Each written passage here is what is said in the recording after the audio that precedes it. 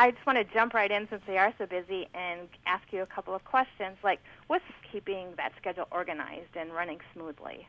Well, I think as mom, we always juggling a million priorities, and I think the most important thing is having a plan, which I talk about in my book, is finding out the processes in your life and finding the things you need to plan for, and then sitting down and breaking that up into tasks. And the next thing is then finding tools to help implement that. And I use Office What 365 kind of Home tools? Premium. Oh, I'm sorry. Oh no, that's fine. Yeah, Office 365 Home Premium is my main tool. I use it for things like digital notes. I think it's a great tool for a busy mom. I use OneNote for my menus, for my carpool schedules. I embed some Excel spreadsheets for our budgets.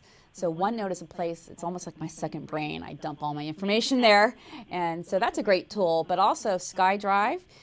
With Office 365, you have access to SkyDrive, and that's the cloud. And I always say the cloud is like magic because I store my documents there and I have access to it no matter where I go.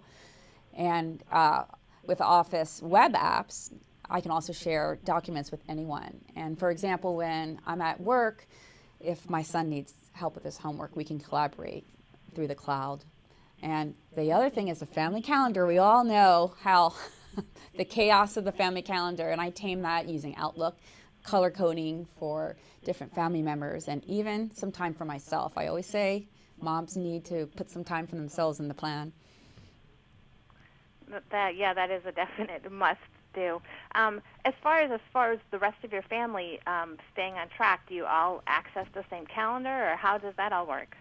Yeah, that's so great about Office 365 is you can, Home Premium, you can install it for up to 5 devices. So that means your family members can use it, and the apps make it even, able no matter what phone they're using on the move. For example, with OneNote, when it comes to the menu planning, I also have my shopping list. And so if my husband's at the store, he can pull up OneNote and he can see the shopping list there. And so that really saves a lot of time. Yeah, I bet that does. What else do you use OneNote for besides the menu planning? Well, I find it kind of confusing when it comes to the sports and sports teams and the scheduling. There's all these different systems for the calendar, so I actually embed that in my OneNote. Plus, with the list of all the moms I'm carpooling with and their phone numbers. So I have my carpool schedule in OneNote. And then I'm doing research on things like summer vacations. I embed pictures and videos and audio also on OneNote. So I have OneNote for my vacations as well. So I think OneNote, again, is my second brain. I can take the time to do the research and then put it in my notebook and move on. That sounds helpful. I did want to ask you, in your book, My Parent Plan, you reference principles that we can take from the business world to use in our world of family life. Can you give us an idea of one or two of those principles that we could use? Sure. One of the principles is a communication plan and a resourcing plan. Communication plan means that you're actually sitting down with your family and talking and asking them what are their needs, what are their requirements, and then getting feedback and buy-in for what the family plan is. Of course, a lot of the times it's the parents are making the call, but there are things that you can get feedback from your family, and having a communication plan will make such a difference. Another thing is resourcing, and that's one of the toughest things being a parent, trying to juggle everything, is resourcing. You may not be able to be in 3 places at once, but if you say to yourself, you know what, next week I need a little bit of help, you can maybe plan ahead and get a carpool, or maybe hire a little help, or have a friend help out. So resourcing and getting a delegation plan is really important as well. Great, that sounds very helpful. Are there any other ways that you can suggest to use technology or get technology involved to keep things on track?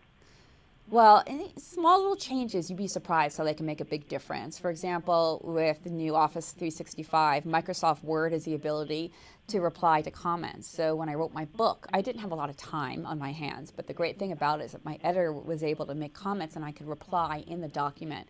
It saved all the back and forth emailing. So just look at all the things that you do in your life and how you could save some time, and then where technology can make a difference. And for me, Microsoft Word was a great tool for helping me write my book. Does sound helpful. It sounds like we have a bunch of things that we can maybe try to implement right away. Do you have anything else that you wanted to add or suggest, or anything you can send us off with? Yeah, I think a chore charts, make sure the family is engaging in chores together. And I have an Excel where they're actually checking it off when they're done, and having that follow up where they're actually checking something off and having whatever the reward is, maybe points, maybe family time together. A chore chart, I think, is essential. And there's a lot of great tips and features. If you go to office.com, they have everything there. Okay, and that's just office.com? Yes. Okay, well, that's great. Well, I thank you so much for taking some time to talk with us. You had a lot of helpful information. Oh, it's great to talk to you, too. Thanks so much. Okay, have a good day. You too. Bye-bye.